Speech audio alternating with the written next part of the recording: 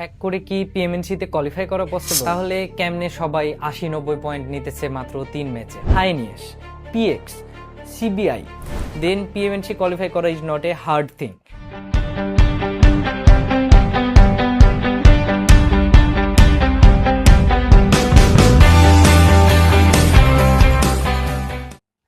Hack করে কি পিএমএনসিতে qualify করা possible? I don't think so. Actually অনেকে করলেও পরে ডিসকোয়ালিফাইড হয়ে যায়। তাহলে কেমনে সবাই 80-90 পয়েন্ট নিতেছে মাত্র 3 ম্যাচে? 30 point is not like to hard, এমন না যে অনেক ইজি পার ম্যাচ ওয়াইজ যদি আমি চুজ করি। অ্যান্ড বেশ কিছু ভালো ভালো টিম, বেশ কিছু tier one team actually already top র্যাঙ্কটে আছে। তো যারা প্রফেশনালি পাবজি খেলে বা যারা প্রফেশনালি অনেক দিন থেকে এই জায়গায় গেম খেলে আসতেছে, তারা এই জিনিসটা ভালো মতো বুঝে গেছে। আমরা এক সময় ছিল পাস্টে যখন 4 জন আলাদা আলাদা 4টা হট ড্রপে নামতাম, দেন সবাই কিল পিক করতাম। এখন আজকের স্ট্যাক্স দেখার পর আমি যা বুঝলাম যে per match 30 point is good enough 28 করার জন্য। এখন আমাদের সময় এটা 50-60 পর্যন্তও যাইতো। কেমনে করতাম এত কিল? সবাই বলতে যে হয়তো হ্যাক লাগাইছি বা হ্যাক করতেছি, ফ্রি কিল অ্যান্ড অনেক থিংস ছিল। বাট আমরা ওই সময় যে স্ট্র্যাটেজিটা কাজে লাগাইতাম সেটা হলো যে 4 জন 4টা আলাদা আলাদা ডিফারেন্ট লোকেশানে নামতাম, ড্রপ নিতাম, দেন ওই জায়গা থেকে সবাই আলাদা আলাদাভাবে কিল পিক করে একসাথে হইতাম, দেন ফার্দার ম্যাচ কন্টিনিউ করতাম। মানে মেনলি ড্রপটা 4 জন হট ড্রপে নিতাম অ্যান্ড ডিফারেন্ট হট ড্রপে। এখন অনেকে বলতে পারে ভাই, অনেকে তো অলরেডি হ্যাক করে কোয়ালিফাই করতেছে বা অনেকে হ্যাক করে খেলতেছে, অ্যান্ড ওদের জন্য আমরা অ্যাকচুয়ালি কি করতে পারি?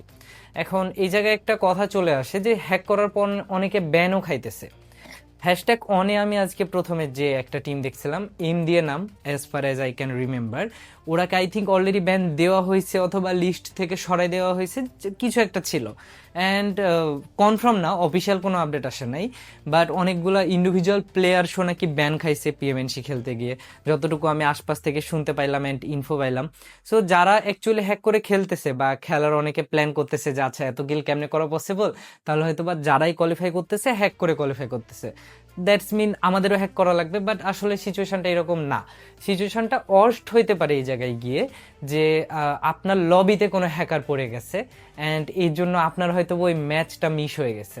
বাট অবভিয়াসলি এখানে সেকেন্ড চান্স অ্যান্ড অপরচুনিটি আছে। আপনার এক ম্যাচ যদি খারাপ যায় ওর এক ম্যাচ যদি আর্লি আপনার এক্সিট নেওয়া লাগে কোনো কারণে, তাহলে আপনি আই থিঙ্ক পরের ম্যাচগুলোতে এটা কাভার আপ করে নিতে পারবেন।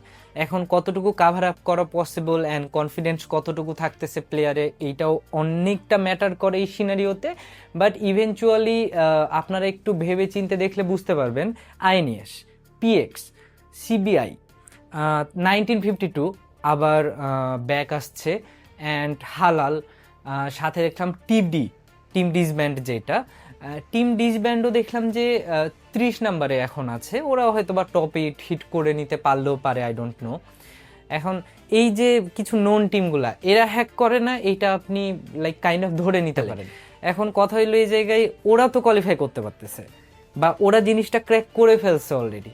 আপনি যদি নিউ হন আমাদের পাবজি সিনারিওতে, আপনি যদি একটা নিউ প্লেয়ার হন, আপনার মাথায় অনেক কোশ্চিন আসতে পারে।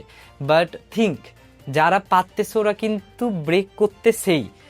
রুলস হার্ড, মাত্র 28টা টিম নিবে, তাও ওরা কোয়ালিফাই করতেছে।